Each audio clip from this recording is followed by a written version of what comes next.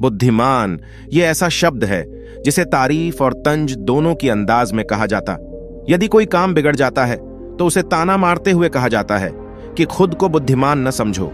वहीं यदि किसी कार्य को सफलपूर्वक कर दिया जाता है या किसी मुश्किल परिस्थिति का हल निकाल लिया जाता है तो हम कहते हैं बहुत बुद्धिमान है।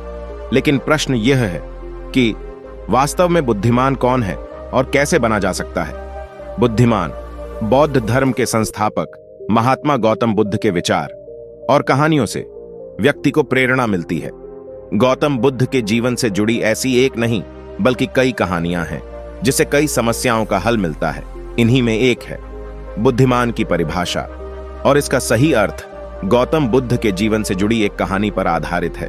एक गांव में एक लड़का था जिसका दिमाग बहुत तेज था। उसकी यह खासियत थी कि वह किसी भी चीज को बहुत ही आसानी और कम समय में सीख लेता था, जबकि उसी चीज को सीखने और समझने के लिए अन्य लोगों को काफी समय लग जाता था। लड़के की यह ख्याति दूर दूर तक फैल गई। सभी लड़के की तारीफ में कहने लगे कि उसके जितना बुद्धिमान कोई नहीं है। लड़का चित्रकारी, मूर्ति बनाना, गीत गाना जैसे अन्य कई चीजों को जानता था। अपनी प्रसिद्धि को बढ़ाने के लिए वह अन्य काम और चीजों को भी सीखने लगा। इस तरह से उसे अपनी बुद्धिमत्ता पर अहंकार हो गया, क्योंकि वह साधारण व्यक्ति होकर कई असाधारण काम भी आसानी से करने लगा था। एक दिन लड़के का सामना भगवान गौतम बुद्ध से हुआ। लड़के को खुद पर खूब अहंकार था और इस कारण उसे किसी से ईर्ष्या नहीं होती थी, क्योंकि वह खुद को ही श्रेष्ठ समझता था। लेकिन पहली बार उसे गौतम बुद्ध को देख ईर्ष्या हुई और वह अपनी तुलना बुद्ध के साथ करने लगता है। वह देखता है कि बुद्ध के पास भिक्षा मांगने के लिए एक कटोरा है और उसके पास अपार धन।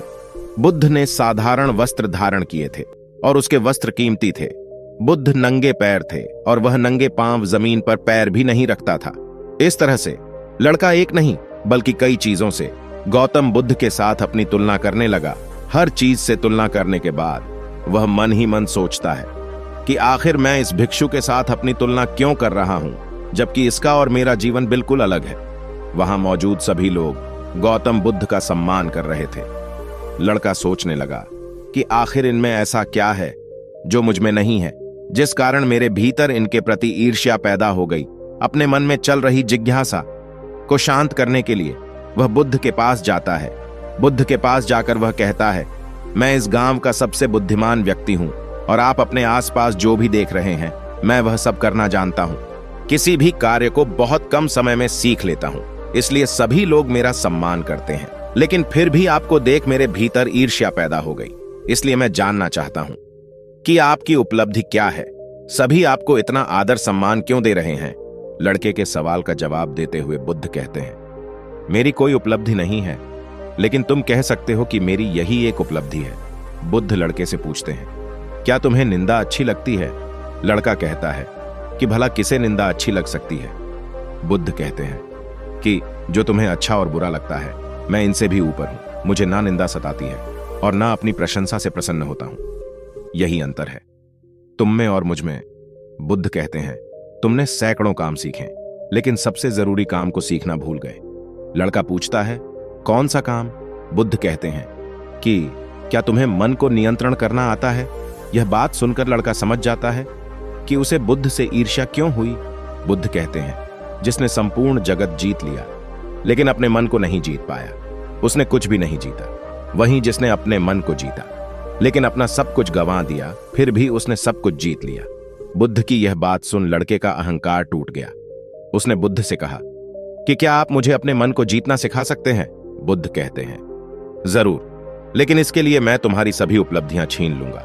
लड़का कहता है, मैं तैयार हूं। इसके बाद से ही लड़का ध्यान लगाने लगता है, क्योंकि ध्यान से ही मन को वश में किया जा सकता है। गौतम बुद्ध के अनमोल विचार आपके जीवन की दिशा को बदल सकते हैं, इसलिए हम सभी को उनके जीवन से कुछ बातें जरूर सीखनी चाहिए। हमारे देश में ऐसे कई महापुरुष हुए हैं जिनके जीवन और विचारों से व्यक्ति बहुत कुछ सीख सकता है।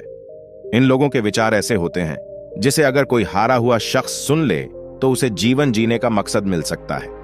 इन्हीं महापुरुषों में से एक हैं गौतम बुद्ध। बुद्ध के सिद्धांतों का पालन करके आप लाइफ को जीने के तरीके को सीख सकते हैं। इसका धर्म से कोई लेना देना नहीं है, बल्कि बुद्ध की शिक्षाएं सबके लिए एक समान हैं।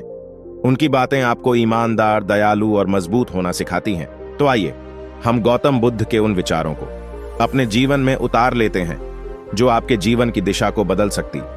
दोस्तों, वीडियो पसंद आए तो लाइक, शेयर और सब्सक्राइब करें। धन्यवाद।